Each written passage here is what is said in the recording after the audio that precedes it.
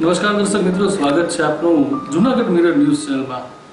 હર હંમેશ કંઈક ને કંઈક માહિતીઓ લઈને અમે એક ડોક્યુમેન્ટરી બનાવતા હોઈએ છીએ અને અત્યારના જે કરંટ ઇસ્યુ છે એ છે કોરોના. આપને સૌને ખબર છે, ભલે અત્યારના છેલ્લા થોડા દિવસોથી જોઈએ છે તો કોરોનાનો વ્યાપ ઓછો થયો છે, સંક્રમણ પણ ઓછું થયું છે. એનું કારણ કે આપણે સોશિયલ ગેધરિંગ નથી કર્યું. આ મારી પર્સનલ તારણ છે. અને આ પીક નવરાત્રિ ચાલી રહી છે ને હવે નવરાત્રિ પૂર્ણતાના આરે છે, ત્યારે નવરાત્રિ પછી શું એ સબ્જેક્ટ અને જૂનાગઢમાં સૌથી સારી હોસ્પિટલ એટલે કે જૂનાગઢ કોવિડ હોસ્પિટલ કે જે તુલજા ભવાની હોસ્પિટલની અંદર જ બનાવવામાં આવી છે, ત્યાં અમે આવ્યા છે. ને આજે કઈ કઈ પ્રકારની સારવારો ઉપલબ્ધ છે, અહીંયા કેટલા ડૉક્ટરો કામ કરી રહ્યા છે, કેટલા પેરામેડિકલ સ્ટાફ કામ કરી રહ્યા છે, અને કોરોનાના દર્દીઓને કઈ પ્રકારની સારવાર, કારણ કે ઘણા લોકોની એક ઈચ્છા હતી અને ઘણા લોકોની માગણીઓ હતી કે કોરોનાના દર્દીઓને શું સારવાર આપવામાં આવે છે એ અમને દેખાડો. એ સંદર્ભે આજે અમે જૂનાગઢ કોવિડ હોસ્પિટલે આવ્યા છે. શરૂઆતમાં જ આપની પાસે માફી માંગી લઈએ, કારણ કે હું દર હંમેશ કોરોનાના એપિસોડમાં કહું છું કે જો સ્પષ્ટ લાગણીઓ અને વાતો તમારા સુધી પહોંચાડવી હોય તો માસ્ક હટાવવું પડે છે.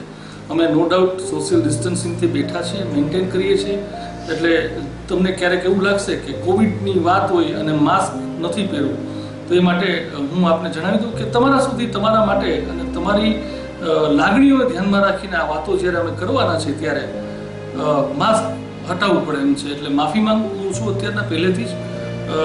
જૂનાગઢ કોવિડ હોસ્પિટલની વાત કરીએ તો હું અમારા કેમેરામેન ધર્મેશભાઈને કહીશ કે અહીંયા જે સારવાર લઈ રહ્યા દર્દીઓ છે અને કઈ રીતે સારવાર અપાય છે તેમના વિઝ્યુઅલ દેખાડે, અને ત્યારબાદ અહીંના જે નિષ્ણાતોની ટીમ છે ડૉક્ટરોની, હું તેમ કહું ફોજ છે, તો એ ટીમ સાથે આપણે વાત કરશું અને એમની પાસેથી કંઈક ને કંઈક માહિતી મેળવવાનો પ્રયાસ કરશું. અમારા ધર્મેશભાઈ પણ પીપીઈ કીટ પહેરીને રેડી થઈ ગયા છે અને હવે એને હું કહીશ કે તમને અહીંના જે વિઝ્યુઅલ છે કે તુલજા ભવાની હોસ્પિટલ કે જે તે સમયમાં ચુનીભાઈ લોઢિયા દ્વારા ખૂબ સારા આશયથી લોકોને સારી સુવિધા વ્યાજબી ભાવે મળી રહે તે માટે બનાવવામાં આવી હતી, અને ત્યારબાદ લાયન્સ ક્લબ રુદ્રાક્ષ દ્વારા આ હોસ્પિટલ છે તે શરૂ કરવામાં આવી હતી. ને અત્યારના આ હોસ્પિટલ છે એક જૂનાગઢ કોવિડ હોસ્પિટલ, ભલે વિવાદોમાં શરૂઆતમાં હતી અને એ વિવાદ સદંતર ખોટો હતો મારી દ્રષ્ટિએ, અને હવે ત્યાંના જ લોકોને ખબર છે કે આ વિવાદ છે એ ખરેખર અમે ખોટો, કારણ કે કોરોના હવે ઘરે ઘરે થઈ ગયો છે. ઘરે ન થયો હોય તો હું હર હંમેશ મારા ફેસબુક લાઈવમાં કહું છું કે તમારા રેન્ડમ 10 કોન્ટેક્ટને ફોન કરશો એટલે 3 કોન્ટેક્ટમાં કોરોનાવાળા પેશન્ટ્સ મળી રહેશે. તો આટલું બધું જો કોરોનાનો વ્યાપ હોય ત્યારે બધાને ખબર છે કે કોવિડ હોસ્પિટલ જરૂરી છે અને હતી. તો વિનંતી કરીશ ધર્મેશભાઈને કે અહીંના વિઝ્યુઅલ દેખાડે.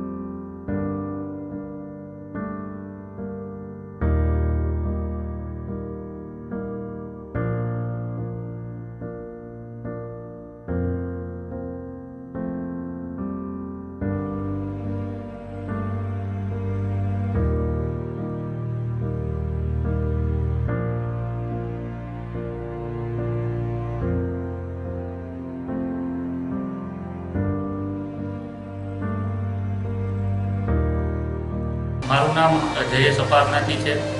અમે કેશોદના રહેવાસી છીએ અને મંડેના મારા પિતાશ્રીનો કોવિડનો રિપોર્ટ પોઝિટિવ આવેલ અને મંડેથી અમે અહીંયા ટ્રીટમેન્ટ લઈએ છીએ, જે જુનાગઢ કોવિડ હોસ્પિટલ એટલે કે તુલજા ભવાની હોસ્પિટલ તરીકે ઓળખાય છે. અને આજે આ અમારો 7મો દિવસ છે. 7 દિવસની ટ્રીટમેન્ટ પછી હું એવું કહી શકું કે આ કોરોના જેવી મહામારીમાં મેં એક પ્રોપર ડિસિઝન લીધું છે. મારા પપ્પાને જુનાગઢ કોવિડ હોસ્પિટલમાં એડમિશન લઈને આ 7 દિવસના મારા અનુભવ ઉપરથી હું એવું કહી શકું કે અહીંયાની જે ટીમ છે એમાં ડૉક્ટર અશ્વિનભાઈ વાળા, શૈલેષ જાદવ સર અને એ સિવાય પણ જે કંઈ પણ ટીમ છે એ એટલું કમ્પ્લીટલી ધ્યાન રાખે છે કે જેથી અમે અને અમારું ફેમિલી એક ટેન્શન મુક્ત વાતાવરણમાં રહીએ છીએ. ટાઈમ ટુ ટાઈમ અપડેટ આપવી, વિડીયો કોલથી વાત કરાવડાવવી, પૌષ્ટિક જમવાનું આપવું, દર 15 મિનિટે કે 20 મિનિટે રાઉન્ડ લઈ અને પ્રોપરલી ટ્રીટમેન્ટ આપવી. આ સિવાય પણ એક જે લોકો લાગણીશીલ વાતાવરણ અહીંયા પ્રોવાઈડ કરે છે એ વાતાવરણ ખરેખર પેશન્ટ તરીકે અને ફેમિલી તરીકે બહુ જ જરૂરી છે અને જે વાતાવરણ મને અહીંયા અત્યારે મળે છે એ ખૂબ સારું છે. તેથી Junagadh covid hospital, Tulja Bhavani hospital, એમનો દરેક સ્ટાફ, દરેક ડૉક્ટરશ્રી એ બધાનો ખૂબ ખૂબ આભારી છું કે જુનાગઢ જેવા સેન્ટરમાં આવી સરસ મજાની હોસ્પિટલ, સરસ મજાનું વાતાવરણ, સરસ મજાની ટ્રીટમેન્ટ પ્રોવાઈડ તમે કરો છો. તો મિત્રો, આપણે વાત કરશું આ જે સેના છે એના સેનાપતિ ડૉક્ટર શૈલેષભાઈ જાદવ પાસે, અને તેમની પાસેથી જાણશું કે જુનાગઢ કોવિડ હોસ્પિટલ બનાવવાનો વિચાર ક્યાંથી આવ્યો અને આટલી સરસ ટીમ. હું તો એમ કહું છું કે હું અવારનવાર મારા ફેસબુકમાં એમાં પોસ્ટ કરતો હું, લાઈવમાં પણ કહેતો છું કે જુનાગઢમાં ખરેખર સૌરાષ્ટ્રની બેસ્ટ ટીમ છે ને ક્યારેય પણ ક્રિટિકલ સિચ્યુએશન આવે ત્યારે જુનાગઢની બહાર જવાની જરૂર નથી ખરેખર. કારણ કે આર્થિક દ્રષ્ટિએ અને માનસિક દ્રષ્ટિએ બે રીતે આપણે દિલ ભાંગીએ છીએ. ત્યારે જાદવ સાહેબ, સર્વપ્રથમ તો આપનું સ્વાગત છે. ને આ જે સ્વપ્ન તમે સાકાર કરવા માટે જ્યારે બનાવ્યું, સપનું જોયું હતું, ત્યારે શું વિચાર કર્યો હતો જુનાગઢ કોવિડ હોસ્પિટલમાં? આજથી 4 મહિના પહેલાં કે જ્યારે રાજકોટ, અમદાવાદમાં થોડો ઘણો કોરોના હતો પણ રાજકોટમાં હજી નહોતો આવ્યો અને પછી જુનાગઢમાં તો કાંઈ કોરોનાના એક પણ કેસ નહોતા. ત્યારે અમે વિચાર્યું હતું કે ધીમે ધીમે કરતાં, કારણ કે આ વાયરસ એટલો ઇફેક્ટિવ છે આવશે એટલે અમે અમુક મિત્રોની મિટિંગ કરી, 12 થી 15 ડૉક્ટરો સાથે મળીને નક્કી કર્યું ભાઈ આવી કોઈ હોસ્પિટલ આપણે ગમે ત્યારે બનાવવી પડશે. ગમે ત્યારે જુનાગઢમાં એટલા કેસ વધી જશે કે આપણી સરકારી હોસ્પિટલમાં પણ બેડ બધા ભરાઈ જશે તો લોકો બહુ હેરાન થશે. એટલે પ્રાઇવેટ હોસ્પિટલ કરવાનું નક્કી કર્યું અને એમાંથી અમે 15માંથી 6 જણાની આખી ટીમ તૈયાર થઈ અને પછી અમુક સમયે જગ્યા શોધીને આખી નવી રિનોવેટ કરીને આખી નવી હોસ્પિટલ તૈયાર કરી. એમાં અમારે આઈસીયુના 15 બેડ, HDU અને સ્પેશિયલ, સેમી સ્પેશિયલ, ડિલક્સ રૂમથી માંડી અને જનરલ રૂમની સુવિધાઓ અમે તૈયાર કરી. સાહેબ, ડૉક્ટરોની ટીમની વિશે વાત કરીએ તો આપણી ટીમમાં આપણે જે 6 ડૉક્ટર્સ આખી ટીમ છે, તો એના વિશેનો કંઈ પરિચય જો આપ આપી શકો? સૌથી પહેલાં તો હું doctor Shailesh Jadav, critical care specialist, છેલ્લા 15 વર્ષથી ત્રિમૂર્તિ હોસ્પિટલમાં આઈસીયુ સંભાળું છું. બીજા અમારા એક ક્રિટિકલ કેર સ્પેશિયાલિસ્ટ ડૉક્ટર છે ડૉક્ટર આકાશ પટોળિયા, જે બોમ્બેથી જે આ ખ્યાતનામ ડિગ્રી કહેવાય એ કરીને અહીંયા જુનાગઢમાં સ્થાયી થયા છે. ત્રીજા ડૉક્ટર છે અમારા પલ્મોનોલોજીસ્ટ અને ક્રિટિકલ કેર સ્પેશિયાલિસ્ટ ડૉક્ટર ચિંતન યાદવ સાહેબ. અને બીજા 3 ડૉક્ટર છે જે પારિતોષ પરમાર, ડૉક્ટર દીપક ચોથાણી અને ડૉક્ટર તુષાર સખરેલિયા, જે જુનાગઢના ઘણા વર્ષોથી અહીં એનાસ્થેટિસ અને ક્રિટિકલ કેરની પ્રેક્ટિસ કરે છે. સાહેબ, સારવારની વાત કરીએ તો જે ડૉક્ટરની 6 ટીમ છે, તો તમે કઈ રીતના સેટઅપ ગોઠવ્યું છે કે તમારે સવારથી લઈને બીજે દિવસે સવાર 24 કલાકનું શેડ્યુલ હોય એ દર્દીઓ માટે કઈ રીતે ગોઠવો છો? અમારે આવી રીતના અમારે જે 6 જણા છે એવી રીતના બબેની ટીમ રાખી છે કે 2 જે છે એ 24 કલાક માટે ડ્યુટી કરે અને પછી બીજે દિવસથી બીજા 2 લોકો આવે. કન્ટિન્યુઅસ અમારો કોઈ અહીંયા કન્સલ્ટન્ટ આ હોસ્પિટલમાં હાજર જ હોય છે. સાથે સાથે અમે MBBS ડૉક્ટર પણ રાખ્યા છે કે જે રાઉન્ડ ધ ક્લોક પેશન્ટની ખબર પૂછતા રહીએ, એની કન્ડિશન જાણતા રહીએ. એના માટે રાઉન્ડ ધ ક્લોક એ લોકો ICU HDU બધે મોનિટર કરતા હોય છે. સાહેબ, જનરલી સિવિલ હોસ્પિટલમાં એક ડર હોય છે કે ભાઈ પરિવારજનો મળી નથી શકતા અને એના કારણે માનસિક હાલત છે એ દર્દીની ખરાબ થતી હોય છે. ઇવન એના જે સગાવાલા હોય છે એને પણ નથી ખબર હોતી કે ભાઈ મારા સગાની હાલત શું છે.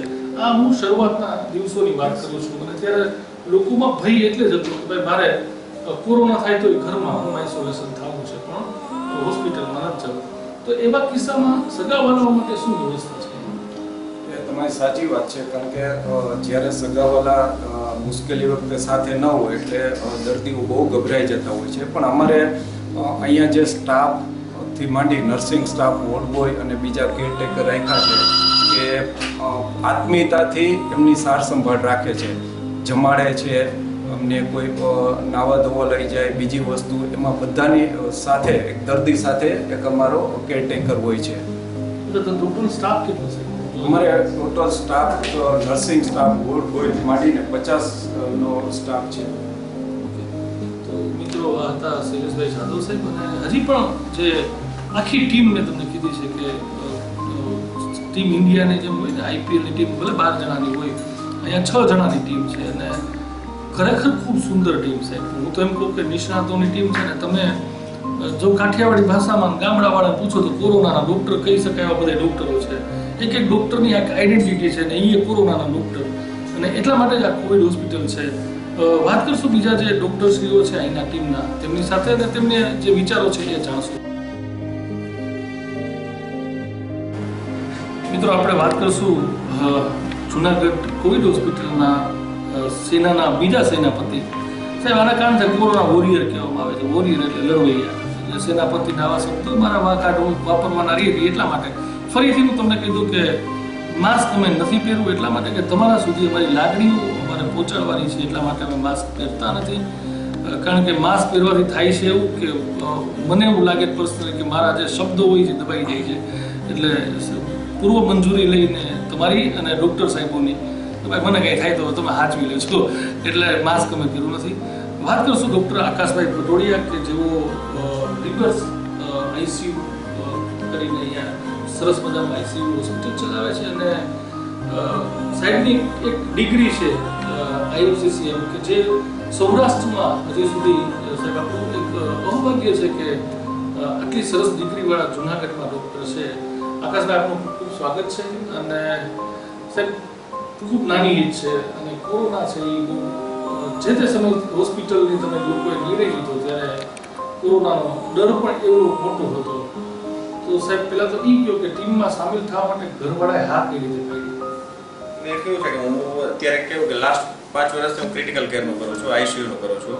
અને કોરોના એવી બીમારી છે કે જેમાં મેજોરિટી ક્રિટિકલ કેર કે સ્પેશિયાલિસ્ટની વધારે જરૂર પડે, કે ICUમાં પેશન્ટને રાખવાની જરૂર વધારે પડે. જુનાગઢમાં ત્યારે જે તે ટાઈમે કોઈ હોસ્પિટલ હતી નહીં અને મારું પર્સનલ ICU છે કે જેમાં અમે કોરોના પેશન્ટને અમે રાખી ન શકીએ કેમ કે બીજા દર્દીઓ હોય એટલા માટે. તો જાદવ સાહેબને અમે બંને નક્કી કર્યું હતું પહેલાં સ્ટાર્ટિંગમાં કે કોઈ ICU આપણે ઊભું કરી કોરોનાના દર્દીઓ માટે એટલા માટે. એટલે ટીમમાં અમે જોડાણા, બધા 6 ડૉક્ટરો અમે સાથે મળીને ICU આખું ઊભું કર્યું, હોસ્પિટલ આખી ઊભી કરી. બધાના પરિવારના ઘરેથી પહેલો રિસ્પોન્સ તો એ જ આવે કે અત્યારે કંઈ તમે ન કરો એવી રીતે, કે પેશન્ટ છે મોટી હોસ્પિટલમાં ઓલરેડી એડમિટ થાય છે. પણ જેને થતું હતું એવું કે રાજકોટને બધી જગ્યાએ શિફ્ટ કરવા પડતા હતા, ત્યાં રસ્તામાં પેશન્ટની તબિયત બગડે એટલે જુનાગઢમાં હોસ્પિટલની તાત્કાલિક જરૂરિયાત હતી એટલા માટે. તો અમારી જે આપણી ટૂંકમાં ડિગ્રી છે કે જે સ્પેશિયાલિટી છે એ કોરોના માટે પરફેક્ટ હતી. એટલે ઘરવાળાઓએ પછી કીધું કે જે તમે નહીં કરો તો કોણ કરશે જુનાગઢમાં એમ. એટલે ઘરવાળાનો પૂરો સપોર્ટ મળ્યો એટલે અમે આજે હોસ્પિટલ 2 મહિનાથી ચલાવી શક્યા. ઘરવાળાએ બધા અમને પૂરી મદદ કરી કે ભાઈ કંઈ વાંધો નહીં, કે ભાઈ ભગવાન ધ્યાન રાખશે, તમે કોરોના દર્દીઓને સાજા કરશો તો એટલા માટે પછી મેં ચાલુ કર્યું. સર, ક્રિટિકલ કેર એટલે હું જોવા જાઉં તો તત્કાલિક આ બધી કેર લેવાતી હોય મારી દ્રષ્ટિએ. હું તો સાહેબ અમારા બહુ ભણ્યા નથી એટલે ખબર ન હોય, પણ મારું સમજણ આ છે. તો કોરોનાના કિસ્સામાં ફેફસા બહુ મોટું અસર કરતા હોય છે અને એમાં ઇન્ફેક્શન થતું હોય છે અને એમાં લોકો મોડા પણ ખૂબ આવે છે. તો એવા કિસ્સામાં સાહેબ ક્યારેય એવું થયું છે કે ધ્યાન પડતું, કારણ કે એક SOP છે સાહેબ આની કે આટલી દવા દેવાની છે, આખા વર્લ્ડ વાઇડ નક્કી કરેલું એક તંત્ર છે કે ભાઈ આટલી સારવાર થાય આટલી ન થાય, તો એ સારવારથી ઉપર જઈને કંઈક કરવાનું ક્યારે મન થાય કે ભાઈ આ ક્રિટિકલ વધારે થતું જાય છે પેશન્ટ, અને ત્યારે જનરલી તમે બધા યંગ છો સાહેબ, તો કંઈક નવું કરવાની પણ તમને ભાવના હોય છે, તો એવું કંઈક થયું છે ક્યારે કે ક્રિટિકલ કેર શું હોય? એટલે અમે જનરલી કેવું કે નવું કરવાની અમારી એમ તાત્કાલિક ભાવનાઓ બધી જતી હોય પેશન્ટની ખરાબ કન્ડિશન જોઈને, પણ જનરલી અમે પ્રેક્ટિસ છે એવિડન્સ બેઝ વધારે કરીએ, એટલે કે જેનાથી પેશન્ટને હાર્મ થાય એવી પ્રેક્ટિસ અમે અત્યાર લગી 2 મહિનામાં કોઈ પેશન્ટને કરી નથી, કે જે વર્લ્ડ લેવલે સાબિત થયેલી જે થેરાપી છે એ જ અમે પેશન્ટને આપી. ઘણીવાર અમને ઈચ્છા થાય કે આઉટ ઓફ ધ બુક જઈ અને ટ્રીટમેન્ટ કરી, પણ એમના માટે અમે ક્યારેક કોઈ હાર્મ થાય નહીં એનું ખાસ કાળજી રાખી, અને ઘણીવાર અમે નવા નવા પ્રયોગો કરતા હોય, અને ઘણા પ્રયોગો અમને સફળતાએ મળી, પણ બને ત્યાં સુધી અમે જનરલી કે દુનિયા લેવલે કે વર્લ્ડ લેવલ જે સાબિત થયેલ થેરાપી છે એનો પહેલા પ્રેફરન્સ રાખી. એમાંથી ન થાય ત્યારે લાસ્ટ રિસોર્ટ તરીકે અમે કોઈ નવા એક્સપેરિમેન્ટ કરવા પડે, કેમ કે અત્યારે આખી દુનિયા માટે કોઈ દવા ફિક્સ નથી, નવા એક્સપેરિમેન્ટ બધા લોકો કરે છે અને અમારે કરવા પડે છે, પણ અત્યારે જે પ્રાયોરિટી છે એ કે જે સાબિત થઈ ગયું છે એ વસ્તુ પહેલા આપી, પછી લાસ્ટ રિસોર્ટમાં કોઈ ઓપ્શન ના હોય ત્યારે અમે નવા પ્રયોગોની થેરાપી આપતા હોય દર્દીને. 500 જેટલા દર્દીઓ અત્યાર સુધીમાં સાજા થઈને ગયા છે. જુનાગઢ કોવિડ હોસ્પિટલ એટલે તુલજા ભવાની હોસ્પિટલ, મિત્રો જનરલી જુનાગઢ કોવિડ હોસ્પિટલ નામ અને એના કરતાં તુલજા ભવાની કહીએ તો વધારે મને ગમે છે, એટલે હું વારંવાર કહું છું. અને 300થી વધારે આઈસીયુમાં છે, તો જ્યારે દર્દી સાજા થઈને જાય છે એમાં મોટી ઉંમરના જે ડરીને આવતા હોય છે, અને ક્યારેક ક્યારેક તો એવું બનતું હોય છે કે જ્યારે એડમિશન થતું હોય ત્યારે દર્દીઓના સગાના દર્દીઓ રોતા હોય છે અને એડમિશન કરવા માટે ત્યારે દુઃખના આંસુ હોય, ને જ્યારે જાય ને ત્યારે જે રોતા હોય ત્યારે હર્ષના આંસુ હોય, ત્યારે લાગણીઓ કેવી હોય છે? એટલે જનરલી કેવું કે અમારો એપ્રોચ એવો જ હોય કે મેક્સિમમ પેશન્ટને બેનિફિટ મળે જુનાગઢમાં, એટલે જનરલી સ્ટાર્ટિંગમાં બેડને લીધે થોડી શોર્ટેજ ને બધું થતું હતું, પણ બને ત્યાં સુધી અમે જરૂરી હોય બધા પેશન્ટોને એડમિટ કરી દેતા, અને કન્ડિશન ખરાબ હોય એમને કેવું થતું કે આઈસીયુમાં દાખલ હોય, રિલેટિવ મળી ન શકે, એટલે જનરલી રિલેટિવને ટેન્શન વધારે હોય, દર્દીને ટેન્શન વધારે હોય કે નજીકના સગા નજીક નથી એટલા માટે, પણ ત્યાં સુધી બને ત્યાં સુધી અમારા ડૉક્ટરની ટીમ છે, એમબીબીએસ ડૉક્ટર છે, સ્ટાફ છે, બધા એમને એટલું એટમોસ્ફિયર પ્રોવાઈડ કરતા કે કમ્ફર્ટેબલ રહે, અને સાયકોથેરાપી અમે સાથે સાથે આપતા, પેશન્ટને દર્દીને ટ્રીટમેન્ટ તો આપતા જ, મેડિકલ ટ્રીટમેન્ટ તો સાથે સાથે સાયકોથેરાપી પણ આપતા. જનરલી કેવું છે કે દર્દી જ્યારે આઈસીયુમાંથી ડિસ્ચાર્જ થાય ત્યારે એમના રિલેટિવને બહુ હાશ અનુભવ થતો કે ભાઈ અમારા દર્દી એમકેમ પાછા ઘરે પહોંચી ગયા છે, અને એમાં અમને પણ બહુ જ આનંદ થતો કે દર્દી ઘરે પાછા પહોંચી ગયા છે અને આઈસીયુમાંથી દર્દી બચીને પાછા ઘરે જતા રહ્યા છે. સાહેબ, જ્યાદા લોકો માટે તમારે એક લાઈન 2 લાઈનમાં સંદેશો દેવો હોય તો જુનાગઢ કોવિડ હોસ્પિટલ જે માધ્યમથી શું થશે? અત્યારે કહેવાનું એવું છે કે અત્યારે સપ્ટેમ્બર કરતાં આ મંથે થોડા કોરોનાના કેસ હવે ઓછા થતા જાય છે, પણ એનો મતલબ એવો નથી કે આગળ જતા કેસ કન્ટિન્યુઅસલી ઘટતા જ જશે. ગમે ત્યારે જો સોશિયલ ડિસ્ટન્સિંગને નહીં રાખી તો પાછા કેસ વધવાના ચાન્સીસ ખરા. અત્યારે તહેવારો આવે છે કે નવરાત્રી અને દિવાળી, તો અમારો આગ્રહ એ છે ડૉક્ટરોનો કે હજી સોશિયલ ડિસ્ટન્સિંગ મેન્ટેન કરો, જ્યાં સુધી કોરોના સાવ જતો રહે કે બધાને એકારે થઈ જાય કોરોના, ત્યાં સુધી સોશિયલ ડિસ્ટન્સિંગ કન્ટિન્યુ રાખો. થેન્ક યુ વેરી મચ સાહેબ. હજી પણ મિત્રો બીજા જે ટીમના મેમ્બર્સ છે, અને હું તો એમ કહું કે આ એપિસોડમાં અમારી ઈચ્છા એવી છે કે જુનાગઢ કોવિડ હોસ્પિટલની સારવાર અને ડૉક્ટર્સની ટીમ સાથે તો ઠીક છે, પણ જેટલું થાય એટલું જ્ઞાન, કારણ કે સાહેબ પકડે મને એવું લાગે છે કે સેકન્ડ પીક આપણો બાકી છે, અને નવરાત્રિ અને દિવાળી ખૂબ અગત્યના તહેવારો છે. જો આપણે કાબૂમાં નહીં રહીએ તો સેકન્ડ પીક જે યુકેમાં અત્યારના સ્ટાર્ટ થઈ ગયો છે, લોકડાઉન પણ ત્યાં કરવું પડ્યું છે. આપણે લોકડાઉનની તો વાતો ભૂલી જાય કારણ કે અનલોક ફેઝમાં છીએ, એટલે પણ સેકન્ડ પીક મને એવું લાગે છે કે દિવાળી સુધીમાં પર્સનલી આવશે એવું લાગે છે. હજી પણ મિત્રો વાત કરશું એના બીજા જે ટીમ મેમ્બર્સ છે, ડૉક્ટરશ્રી જે નિષ્ણાતશ્રી છે, તેમની સાથે તમને માહિતી આપવાનો નમ્ર પ્રયાસ કરશું. મિત્રો હવે વાત કરશું જુનાગઢ કોવિડ હોસ્પિટલના ત્રીજા સેનાપતિ.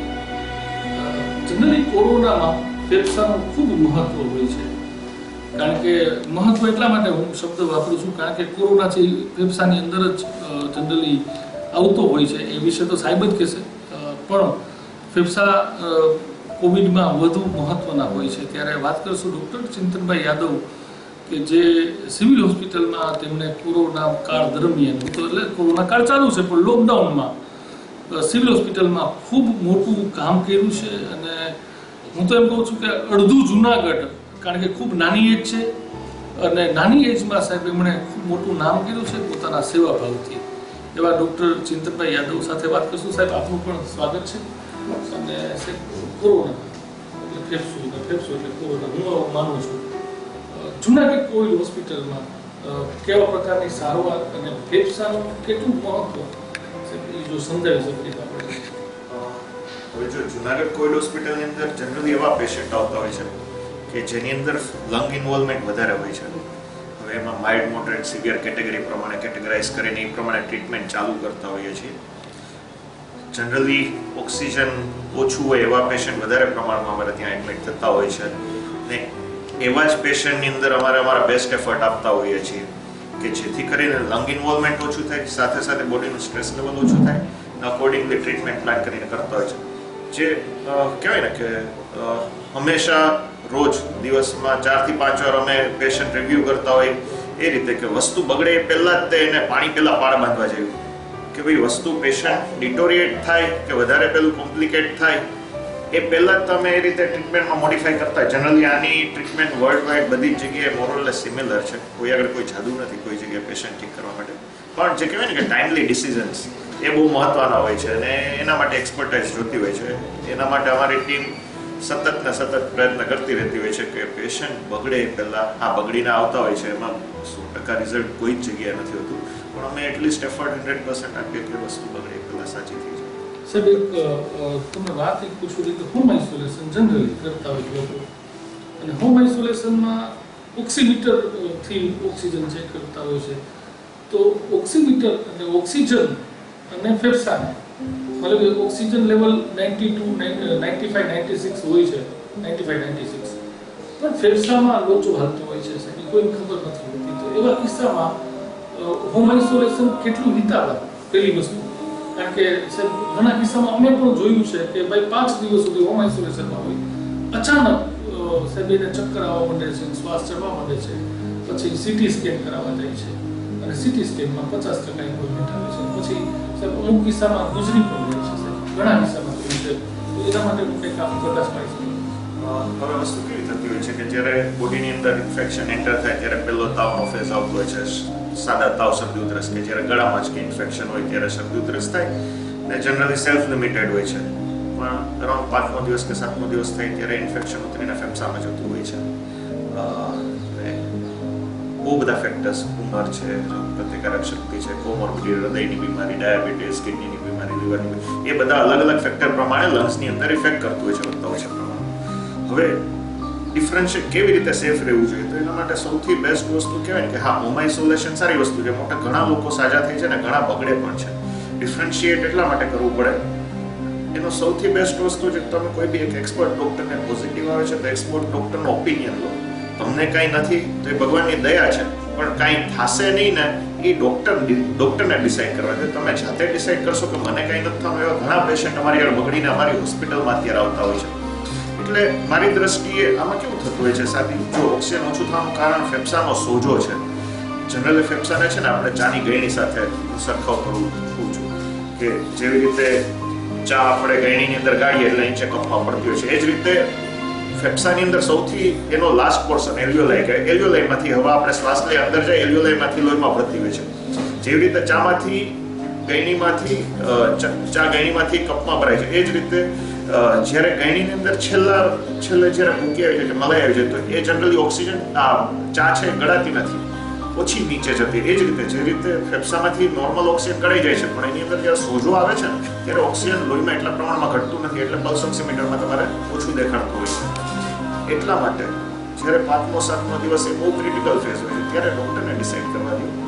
તમારી જ રીતે હોમ આઇસોલેશનમાં રહેશો, ત્યાં જે ઓબ્ઝર્વ કરવા તમને આવતા હોય છે એ લોકોને ડિસાઇડ કરવા દો તમારે ઘરે રહેવાની જરૂર છે કે નહીં. ને બાકી બેસ્ટ વસ્તુ તો છે કે કદાચ જો આઇસોલેશન સેન્ટરમાં જાઓ તો એવા અમુક અવેલેબલ છે આપણે ત્યાં, તો એવી જગ્યાએ જાઓ તો ત્યાં કન્ટિન્યુઅસ મોનિટરિંગ રહેતું હોય તો સેફ રહી શકાય. એ વસ્તુ બી તમે કરી શકો છો. સાહેબ જુનાગઢ કોવિડ હોસ્પિટલમાં પહેલાં પણ કીધું તુલજાપુરની હોસ્પિટલ કે જે જુનાગઢ કોવિડ હોસ્પિટલ, હું એને બેસ્ટ હોસ્પિટલ તરીકે એટલા માટે કહું છું કારણ કે સાહેબ ટીમ જોઈએ અને ટીમ વર્ક એટલું સરસ અને સાહેબ એકબીજાના રોજ મિટિંગ થતી હોય ત્યારે નક્કી કરતા હોય છે.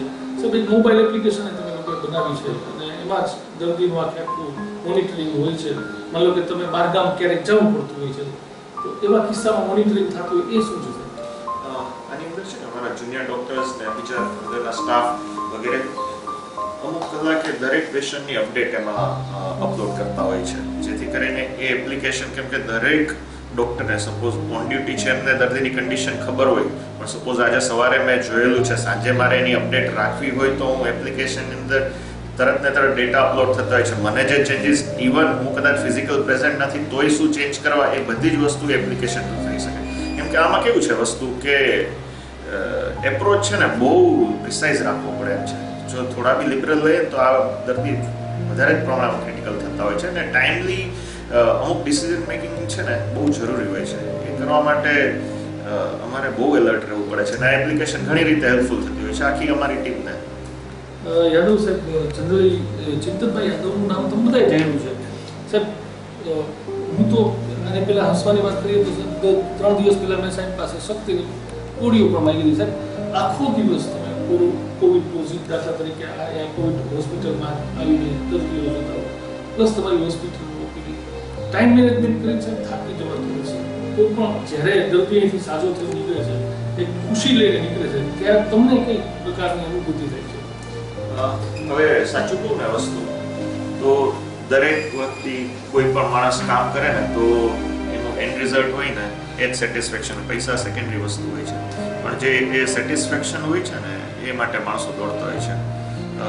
જ્યારે દર્દી અમારી આગળ ઓપીડીમાં આવે કે ભાઈ એટલીસ્ટ ઘરે ને ઘરે સાજો થઈ જાય ને જે એના મોઢામાં ખુશી હોય છે, એ અમને દિવસ રાત મતલબ સેટિસ્ફેક્શન હોય છે. પ્લસ ઘણા લોકો બગડીને સીધા મારી પાસે આવતા હોય છે અને એને એડમિશનની જરૂર પડતી હોય છે, તો એવા કેસમાં અમે અહીંયા તુલજાભવાની હોસ્પિટલમાં દાખલ કરતા હોઈએ છીએ.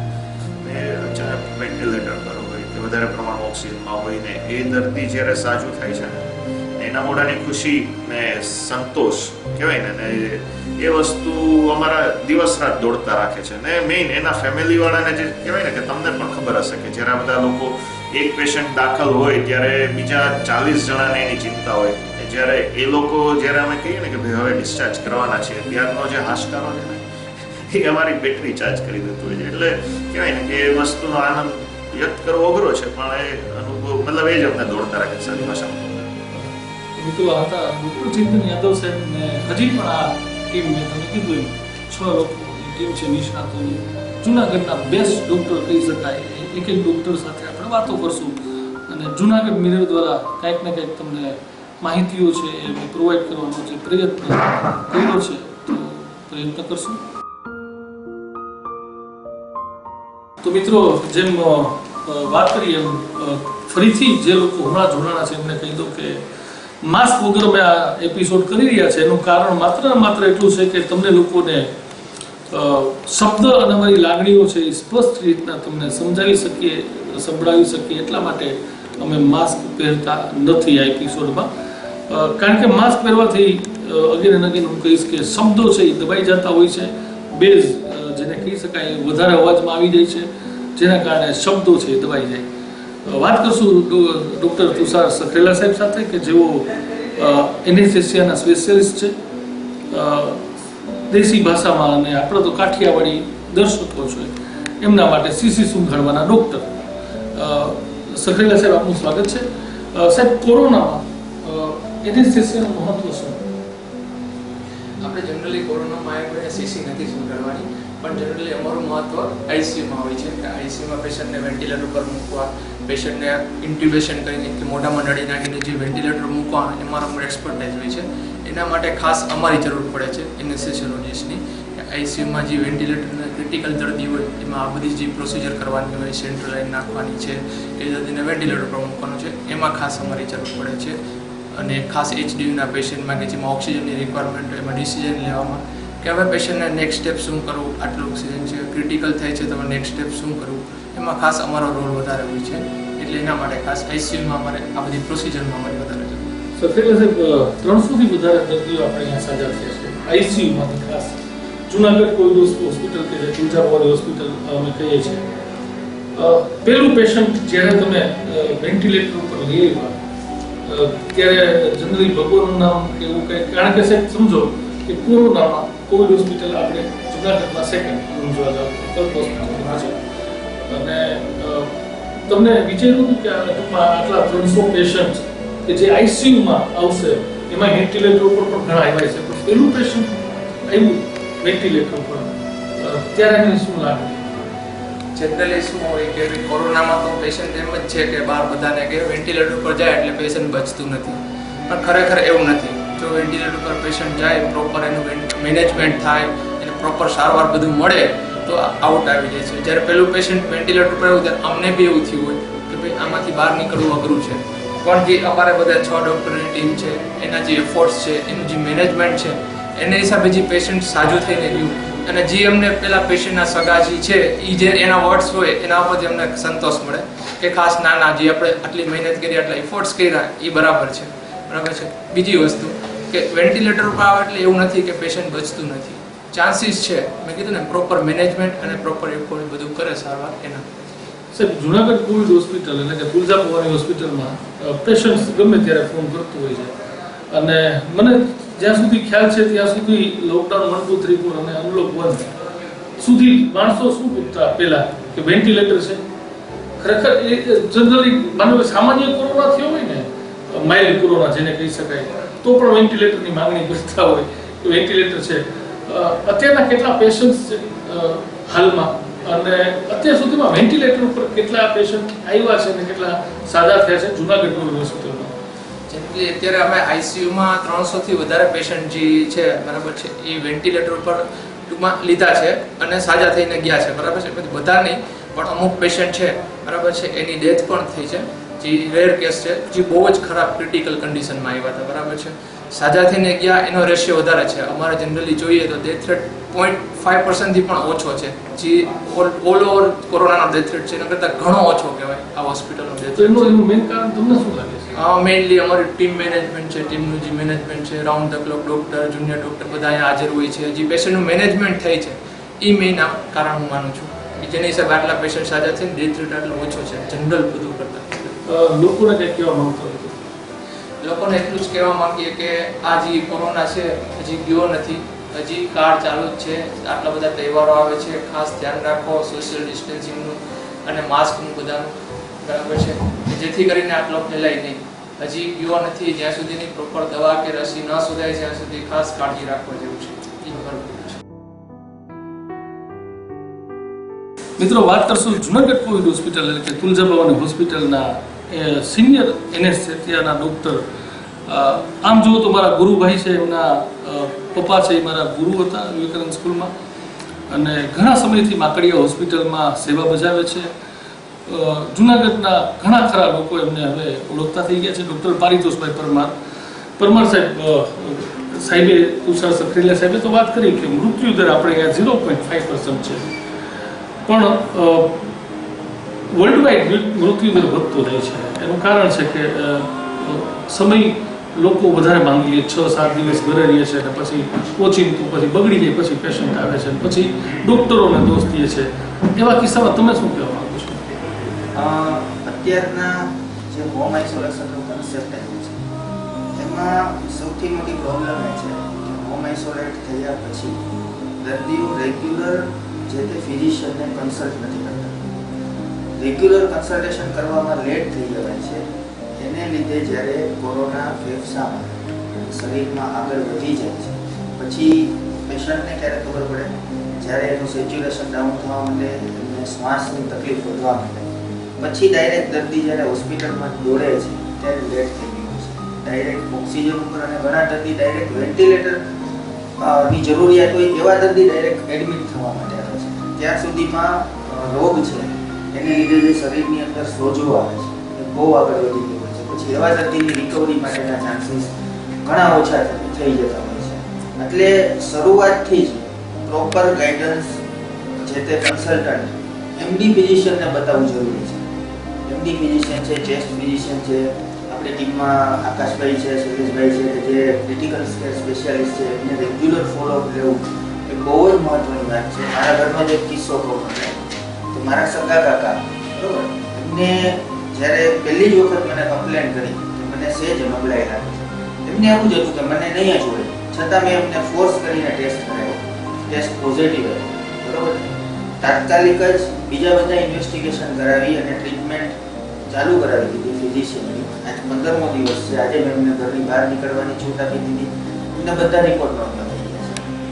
આ કન્ડિશનમાં જો એમણે 5 દિવસ સુધી સામાન્ય દવાઓ ચાલુ રાખી હોત તો 5 દિવસ સુધીમાં ફેફસાની અંદર તાત્કાલિક દવા ચાલુ કરાવ્યા પછી પણ એને 15-20% ઇન્વોલ્વમેન્ટ આવી ગયું. જો 5 દિવસ વધારે ખેંચાઈ ગયા હોત તો પરિસ્થિતિ કાબૂની બહાર હોત. કોરોનાથી ડોક્ટર દાખલ કરી દેશે અથવા તો કારણ વગરના ઇન્જેક્શન આપશે, એનાથી બીવાની જરૂર નથી. વહેલી તકે રિપોર્ટ કરાવો અને વહેલી તકે ટ્રીટમેન્ટ ચાલુ કરવાથી કોરોનાથી સાચે બચી શકાય. સાચો છે પણ હવે ક્યારેક એવું બનતું હોય છે કે છેલ્લા 6 મહિનાથી હું ચેક કરતો હોઉં છું કે દાખલા તરીકે કોઈ વ્યક્તિને કોરોના જ્યારે પોઝિટિવ આવે છે ત્યારે ઓલવેઝ એના 3 દિવસ સુધી તો એક જ શબ્દ હોય છે, મને કાંઈ છે નહીં. સાહેબ આ 90% પેશન્ટ મેં જોયા છે જુનાગઢમાં. અત્યાર સુધીમાં લગભગ 3,500 જેટલા સરકારી આંકડા મુજબ આરટીપીસીઆર ટેસ્ટમાં પોઝિટિવ આવેલા 3,500 પોઝિટિવ છે, પણ રેપિડમાં એના કરતાં ડબલ 3 ગણો આંકડો હશે. આટલા બધા લોકો પોઝિટિવ આવ્યા, એમાંથી 90% લોકો મને ખ્યાલ છે ત્યાં સુધી એવું કહે છે 3 દિવસ સુધી કે મને કાંઈ છે નહીં, આ હું કંઈક ટેસ્ટમાં પોઝિટિવ આવ્યા બાકી મને કાંઈ નથી. એવા લોકો માટે શું કહું છું? એવા લોકોને એટલું જ કહીશ કે કોરોનાની અસર તમને પહેલી વખત જ્યારે એનું લક્ષણ આવે છે, કોઈ પણ લક્ષણ, તાવ, શરદી, ઉધરસ, શરીરમાં નબળાઈ, ગમે તે લક્ષણ, એની શરૂઆતના 6-7મા દિવસ પછી જ તમારી તબિયત વધારે બગડવાની છે. 2 દિવસ પછી તમને તાવ ન આવતો હોય તો એનો મતલબ એવો નથી કે તમને કંઈ નથી. એક વખત વાયરસ અંદર જશે પછી એના પ્રારંભિક લક્ષણો આવશે. પછી દવા લેવાથી અથવા દવા ન લો તો પણ એ જે શરૂઆતના લક્ષણો છે એ બેસી જવાના છે, પણ વાયરસની શરીરની અંદરની જે સોજો ચડાવવાની પ્રક્રિયા ચાલુ થાય છે એ 5મા-6થા દિવસથી ચાલુ થાય છે. ફેફસાને ડેમેજ કરવાની પ્રક્રિયા છે એ 3-4થાથી શરૂ થાય છે, બરોબર છે.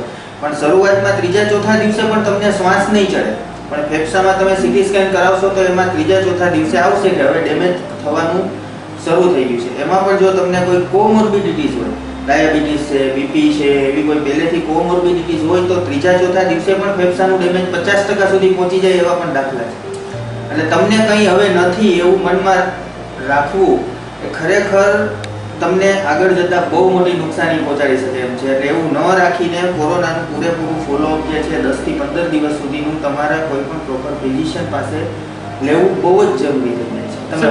તમે હોમ ક્વોરન્ટાઇનમાં હો તો સાહેબ જુનાગઢમાં દાખલા તરીકે Junagadh covid hospital, Tuljapur hospital છે, કોઈને કોરોના પોઝિટિવ આવ્યો છે તો માનો કે અહીંયા આવવું હોય તો એના માટે શું કરવું પડે? દેખાડવા માટે ઓપીડી કે એવું થાય છે? આપણે ઓપીડી જે તે કન્સલ્ટન્ટ આપણે અહીંયા કોરોનાની જુનાગઢ કોવિડ હોસ્પિટલ છે તુલજાપુરની, એમાં આપણે એક આખી સિસ્ટમ બનાવી છે. અમે 6 સ્પેશિયાલિસ્ટ છીએ, રાઉન્ડ ધ ક્લોક 6 સ્પેશિયાલિસ્ટની અહીંયા ડ્યુટી હોય છે. અમારી નીચે જુનિયર ડૉક્ટર્સ છે, એની નીચે આયુષ ડૉક્ટરો છે, એની નીચે નર્સિંગ સ્ટાફ છે. અહીંયા કોઈ પણ એક સ્પેશિયાલિસ્ટ કન્સલ્ટન્ટ હંમેશા હાજર હોય છે. અમારો ફોન નંબર અમે આપેલો હોય છે. અહીંયા ડાયરેક્ટલી બતાવવા આવતા દર્દીઓ માટે અહીંયા હાજર રહેલા કન્સલ્ટન્ટ એને પ્રોપર ગાઈડન્સ આપે છે, બરોબર છે. જો એવું લાગે ઘણી વખત દર્દી ડાયરેક્ટ સીટી સ્કેન અને રિપોર્ટ લઈને પણ આવે છે, એવા જાગૃત દર્દીઓ પણ છે, બરોબર. તો એને અમે પ્રોપર ગાઈડન્સ આપીએ છીએ કે માનો કે ડાયાબિટીસ છે, અમને વધારે લાગે છે કે એમનું ઇન્વોલ્વમેન્ટ વધારે છે. ઘણી વખત અહીંયા આપણી પાસે બધા મશીનો છે, ઓપીડી બેઝ ઉપર એને SpO2 આપણે મેઝર કરી લઈએ, એના રિપોર્ટ ઉપરથી એને ગાઈડન્સ આપીએ છીએ કે તમારે આગલું સ્ટેપ શું લેવું જોઈએ. દર્દીની ઈચ્છા ન હોય એડમિટ થવા માટેની, ઘણા દર્દીઓ હોય કે ભાઈ સાહેબ દાખલ નથી થવું, જરૂર ન હોય, તો એને પણ પ્રોપર ગાઈડન્સ આપીએ છીએ કે તમે અમારી જોડે 3 કન્સલ્ટન્ટ એટેચ છે, એ 3 કન્સલ્ટન્ટમાંથી ગમે એકને બતાવો અને એની સલાહ મુજબની દવા ચાલુ કરી અને હોમ આઇસોલેશનમાં રહો. જો તમને જરૂર પડે, વધારે શ્વાસ ચડે કે એવું કાંઈ થાય તો ડાયરેક્ટ પણ હોસ્પિટલે દર્દી આવી શકે. ખૂબ સરસ મિત્રો. તો હતા ડૉક્ટર પારિતોષભાઈ પરમાર. હવે જે છેલ્લા ડૉક્ટર સાહેબ છે તેમની સાથે વાત કરશું અને એમની પાસેથી પણ જુનાગઢ કોવિડ હોસ્પિટલ અને કોરોનાને લઈને જેટલી પણ માહિતીઓ છે એ આપવાનો અમે નમ્ર પ્રયાસ કરશું. મિત્રો, વાત કરશું આપણે ડૉક્ટર દીપક ચોથાણી સાહેબ કે જેઓ પણ એમડી એનેસ્થેસિયા છે. સાહેબ, કેવી લાગણીઓ આજે જુનાગઢ કોવિડ હોસ્પિટલમાં 500 દર્દીઓ સાજા થઈ ગયા છે, 300થી વધારે આઈસીયુ પેશન્ટ કે જેને ક્રિટિકલ કેર કહેવાય, અને ક્રિટિકલ કેરમાંથી સાજા થઈને 50, 60, 70, 80% લંગ ઇન્વોલ્વમેન્ટ એટલે ફેફસાનું ઇન્વોલ્વમેન્ટ વાળા દર્દીઓ ઘરે જોઈ ગયા છે, ત્યારે તમારી લાગણીઓ શું છે અને આ સફળતાનું રહસ્ય તમારા મતે શું છે? એકચ્યુઅલી અમારી જે જુનાગઢ કોવિડ હોસ્પિટલની ટીમ છે એમાં મોટાભાગે બધા સ્પેશિયાલિસ્ટ છે, રાઉન્ડ ધ ક્લોક કોઈ એક ને એક ડૉક્ટર તો મોટાભાગે હાજર રહેતા હોય છે અહીંયા. એ સિવાય ટ્રીટમેન્ટનો પાર્ટ તો ઠીક છે, બધા જોતા જ હોય છે, પણ એ સિવાયની જે ઘણી બધી વસ્તુઓ છે, માનો કે અમે 6 સ્પેશિયાલિસ્ટ છે, અમારે નીચે પાછા 5 થી 6 MBBS ડૉક્ટર છે, એની નીચે પાછા 2 આયુષ ડૉક્ટર છે અને એની નીચે નર્સિંગ સ્ટાફ છે. એકચ્યુઅલી દર્દીને સાજા થવામાં તો નો ડાઉટ ટ્રીટમેન્ટનો રોલ તો છે જ, પણ સાયકોલોજીકલ ટ્રીટમેન્ટ એક પ્રકાર જે તમે કહી શકો કે ડૉક્ટર કોઈ દર્દી પાસે વિઝિટ કરવા જાય ત્યારે એને ગમતા થોડા શબ્દો બોલે ને હિંમત આપે થોડી ઘણી, બરાબર. પછી નર્સિંગ સ્ટાફ એ રીતે દર્દીને હેન્ડલ કરતો હોય, એને એ રીતે જવાબ આપતો હોય, એને ટૂંકમાં જે પણ કંઈક પૂરું કરતું હોય એ બધી જરૂરિયાત દર્દીની પૂરી કરતા હોય, તો એક એ પાર્ટ પણ છે દર્દીની ટ્રીટમેન્ટનો કે સાયકોલોજીકલ કેર લેવી ટૂંકમાં દર્દીની, બરાબર ને. એટલે એનાથી ઘણીવાર તમારો દર્દીની જોડે આત્મીય સંબંધ બંધાઈ જાય છે મારા ખ્યાલથી. ઘણીવાર આપણે જેટલા દર્દી દાખલ થતા હોય એમાં લગભગને આપણે મોટાભાગનાને ઓળખતા ન હોય, એટલે અઠવાડિયા સુધી દર્દી દાખલ રહીએ અને જ્યારે ડિસ્ચાર્જ થાય ત્યારે ટૂંકમાં દર્દી આપણે હાથ જોડતો હોય, એની આંખમાં આંસુ હોય કે ના સાહેબ ખરેખર બહુ સરસ સારવાર મળી, બધાએ બહુ સારી રીતે જવાબ આપ્યા, વ્યવસ્થિત કેર કરી, વ્યવસ્થિત ટૂંકમાં જમવાનું સારું આવે છે, સાફ સફાઈ છે, બરાબર. દર્દીની ટૂંકમાં હોસ્પિટલની જે ક્લીનલીનેસ છે એ વ્યવસ્થિત છે. એટલે એ બધું ટૂંકમાં કન્સિડર કરીને જ્યારે દર્દી છેલ્લે આંખમાં આંસુ સાથે તમારું થેન્ક યુ કહે તમને, ત્યારે તમે ખરેખર તમારી આત્મીય સંતોષ થાય છે ખરેખર કે ના, જે પણ કંઈ છે આપણે જે પણ કંઈ કરીએ છીએ એ ટૂંકમાં એનું ફળ આપણે કુદરત આપી રહ્યો છે. બહુ સરસ વાત કરી સાહેબ કે જનરલી કોરોના જનરલી સાહેબ મેં જોયું છે આમ લોકોને કાંઈ નથી કોરોના જેવું, પણ જ્યારે ટેસ્ટ કરાવે પોઝિટિવ આવે ત્યારે પૂરું થઈ ગયું હોય, પાટિયા બેસી ગયા હોય ત્યારે રોવા માંડે છે ને શોકમાં હોઈ જાય છે, ત્યારે જો એનું બીપી માપો તો હાઈ થઈ ગયું કે લો થઈ ગયું, એટલે આવી બધી વસ્તુ થતી હોય છે. ને એવામાં એક આત્મીયતા સાહેબ, કારણ કે ડૉક્ટરો પાસે તમે ટ્રીટમેન્ટ તો આપો છો પણ સારા વર્ડ્સ શબ્દો છે, જે સગાવાલાને ગમતા શબ્દો છે એ તમે બોલો, દર્દીને જે મોટિવેશનલ સ્પીચ આપીને એને સપોર્ટ કરો. કારણ કે સાહેબ HDU ને ICUના જે દર્દીઓ હોય છે કે જેમાં ઓક્સિજન દેવામાં જે માસ્ક આવે છે એ ઘણું બધું તમને કહેવાય દુઃખદાયક હોય છે માસ્ક, ને એવામાં એને મેન્ટલી સપોર્ટ એ મોટી વસ્તુ હોય છે. સાહેબ, તમારે પણ જતા જતા કંઈ સંદેશો આપને આપવો હોય તો? કહેવાનું એટલું જ કે અત્યારે તો જે પણ કંઈ દર્દી આવે છે મોટાભાગે અમારે ત્યાં ઇન્ડોર થાય છે, મોટાભાગે સેકન્ડ વીકમાં જ મોટાભાગના દર્દી ઇન્ડોર થાય છે. ફર્સ્ટ વીકમાં મોટાભાગે કોઈને પોઝિટિવ આવ્યું અને ફર્સ્ટ વીકમાં ઇન્ડોર થયું હોય એવું હવે નથી. ટૂંકમાં શરૂઆતમાં જ્યારે ફેઝ હતો ત્યારે બધા દર્દી મોટાભાગના એડમિટ થઈ જતા હતા ડરના માર્યા. હવે ઘણા ઓછા વધતા અંશે અમુક ડર પણ ઓછો થયો છે અને મોટાભાગે ટૂંકમાં દર્દી ઘણા રિકવર પણ થવા માંડ્યા છે. અને એની સામે જોઈએ તો અત્યારે જે ટૂંકમાં દર્દીની રિકવરીનો ટ્રેન્ડ છે એ પણ થોડોક બદલાઈ ગયો છે. શરૂઆતમાં જ્યારે ટ્રેન્ડ હતો ત્યારે દર્દી આવતા મોટાભાગે 5 દિવસ પછી ડિસ્ચાર્જ થઈ જતા હતા. હવે જે પ્રમાણે દર્દી આવે છે એ મોટાભાગે એટલી ઝડપથી સુધરતા નથી, કારણ કે ઓલરેડી ઘણીવાર એ લોકોનું ઇન્વોલ્વમેન્ટ છે કે ઘણીવાર વધી ગયું હોય છે. ખાસ કરીને મોટી ઉંમરના જે દર્દી આવે છે મોટાભાગે એમાં શરૂઆતના જે કોરોનાના લક્ષણો આવે છે મોટાભાગે તાવ ને ઉધરસ ને બધું આપણે ગણતા, પણ મોટાભાગે એવું હવે નથી જોવા મળતું. એ દર્દીઓમાં મોટાભાગે અત્યારે નબળાઈ અથવા તો ભૂખ ન લાગવી, ખાવાનું ન ભાવવું, એ લક્ષણો વધારે જોવા મળે છે મોટી ઉંમરના દર્દીઓમાં. અને યંગ એજમાં જોઈએ તો આમ તો ફીવર ને હેડેક ને એ બધા લક્ષણો જોવા મળે છે. એટલે મોટી ઉંમરના દર્દી જે છે લોકો શારીરિક નબળાઈ લાગે છે, ચાલવામાં તકલીફ પડે છે અથવા તો શ્વાસ વધી જાય છે, બરાબર ને? તો એ જરાક મોટી ઉંમરના દર્દીઓ માટે ખાસ કાળજી રાખવા જેવી છે કે થોડું ઘણું પણ કાંઈ તકલીફ હોય તો પોતાના જે ફિઝિશિયનને રેગ્યુલર બતાવતા હોય એની એક્સપર્ટ સલાહ લઈ. થેન્ક યુ ડૉક્ટર ચોથાણી સાહેબ. વાત કરશું મિત્રો હવે અહીંના જે એડમિન ડિપાર્ટમેન્ટના હેડ છે તેમની સાથે, કારણ કે જૂનાગઢ કોવિડ હોસ્પિટલ એડમિન કઈ રીતે વર્ક કરે છે એ પણ આપણે જોઈ લઈએ, કારણ કે બધી જ વસ્તુ આવી ગઈ છે, ડૉક્ટરને લઈને પેરામેડિકલ સ્ટાફ છે, જુનિયર ડૉક્ટર્સ છે, આ બધું જોઈ લીધું. તો હવે એડમિનનું ડિપાર્ટમેન્ટ છે, તેમના જે હેડ ઓફ ધ ડિપાર્ટમેન્ટ છે તેમની સાથે વાત કરશું અને તેમની શું લાગણીઓ છે એ આપણે જાણશું. મિત્રો વાત કરશું જુનાગઢ કોવિડ હોસ્પિટલ એટલે કે તુલજા ભવાની હોસ્પિટલના એડમિન હેડ અશ્વિનભાઈ વાળા સાથે. અશ્વિનભાઈ, સ્વાગત છે આપનું. એડમિન વર્ક કઈ રીતે કામ કરે છે? હું અશ્વિન વાળા, જુનાગઢ કોવિડ હોસ્પિટલ તુલજા ભવાની બિલ્ડિંગમાં. હવે એડમિનમાં પેશન્ટને સેટિસ્ફાઈ થાય એ પ્રમાણનું તમામ વર્ક, પેશન્ટ છે, પેશન્ટના રિલેટિવ છે, જેને સેટિસ્ફાઈ થાય તે પ્રમાણનું તમામ વર્ક અહીંયા થતું હોય છે. જેમ કે અમારી ઓફિસમાં સીસીટીવી કેમેરા લગાડેલા છે હરેક પેશન્ટ ઉપર, કે જેથી પેશન્ટની કોઈ બી કમ્પ્લેન હોય મારા સુધી પહોંચે છે, એનું હું ફોલો કરું છું, એને કમ્પ્લેન કરું છું. બીજી વસ્તુ, અત્યારે આપણે હરેક લોકોએ કોરોના કવચના પોલિસી લઈ જ લીધેલી છે, તો ઘણા દર્દીઓ અમારે ત્યાં ક્લેમ માટે દાખલ થાય છે, ક્લેમવાળા પેશન્ટો દાખલ થાય છે, તો એને પૂરતું ક્લેમ મળી રહે તે માટેના પૂરા પ્રયત્ન અમે કરીએ છીએ. તેમજ પેશન્ટના સગાને કોઈ બી ગ્રીવિયાન્સ હોય છે એ પણ અમે સોલ્વ કરીએ છીએ. અહીંયા આવે છે તો અમારી પાસે ફાયર સેફ્ટી તેમજ બાયોવેસ્ટ માટેનું તમામ પેશન્ટને જમાડવાનું છે. અમે તે માટેના હરેક સ્ટાફ ડેડિકેટેડ રાખેલા છે કે જેથી પેશન્ટને કોઈ બી અગવડ ન પડે. તો આવી રીતે ઘણું જે મેનેજમેન્ટનું કામ હોય છે તે આપણે પૂરું પાડીએ છીએ.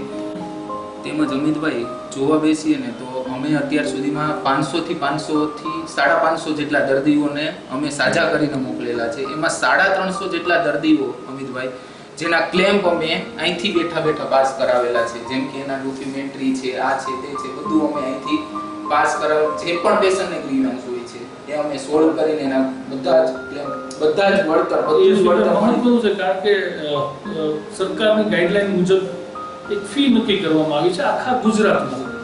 કે આખા ગુજરાતમાં ધારા ધોરણ છે કે સાદો રૂમ એટલે કે જનરલ રૂમ હોય છે ને આટલા ચાર્જીસ, HDU એટલે કે ઓક્સિજનવાળા રૂમના આટલા ચાર્જીસ છે, આઈસીયુના એમાં એક પણ રૂપિયો કોઈ પણ હોસ્પિટલ આખા ગુજરાતમાં વધારે લઈ નથી શકતી ને એની કમ્પ્લેન કરો તો હોસ્પિટલનું જે લાયસન્સ છે એ બંધ થઈ જતું હોય છે. પણ એવા કિસ્સામાં પણ ફી ખરેખર ખૂબ વધારે થતી હોય છે. અને અશ્વિનભાઈએ કીધું એમ કે 500 થી ઉપરના દર્દીઓમાં 300 થી વધારેના ક્લેમ સેટલમેન્ટ એટલે બહુ મોટી વાત છે. મારો પોતાનો ઇન્સ્યોરન્સનો બિઝનેસ છે એટલે મને ખબર છે કે ક્લેમ સેટલમેન્ટમાં ડૉક્ટર અને હોસ્પિટલ જો પૂરો સપોર્ટ ન કરે તો ક્લેમ સેટલ નથી થતા હોતા. તો જુનાગઢ કોવિડ હોસ્પિટલમાં આ એક ડિપાર્ટમેન્ટ ખરેખર ખૂબ મહત્વનું ડિપાર્ટમેન્ટ છે અને અશ્વિનભાઈ છે એ ડિપાર્ટમેન્ટના હેડ છે. ફરીથી મિત્રો આપને જણાવી દઉં કે આ એપિસોડ દરમિયાન અમે માસ્કનો ઉપયોગ નથી કર્યો, એનું માત્ર ને માત્ર કારણ સ્પષ્ટ શબ્દો અને લાગણીઓ પહોંચાડવા માટે. એટલે મિત્રો હવે નવા એપિસોડમાં ફરીથી મળશું. આશા છે કે આ જુનાગઢ કોવિડ હોસ્પિટલ એટલે કે તુલજા ભવાની હોસ્પિટલની જે મુલાકાત છે એ તમને ગમી હશે. અમે અહીંયા જ્યારે શૂટ કરવા આવ્યા ત્યારે પીપી કિટ સાથે આ શૂટ કર્યું છે, એટલે અમારા કેમેરામેનની પણ અમે ચિંતા કરી છે. આવો જ લાગણી અને પ્રેમ હર હંમેશા અમને આપતા રહેજો. ફરીથી મળશે આવતીકાલે, ત્યાં સુધી રજા આપશો. નમસ્કાર.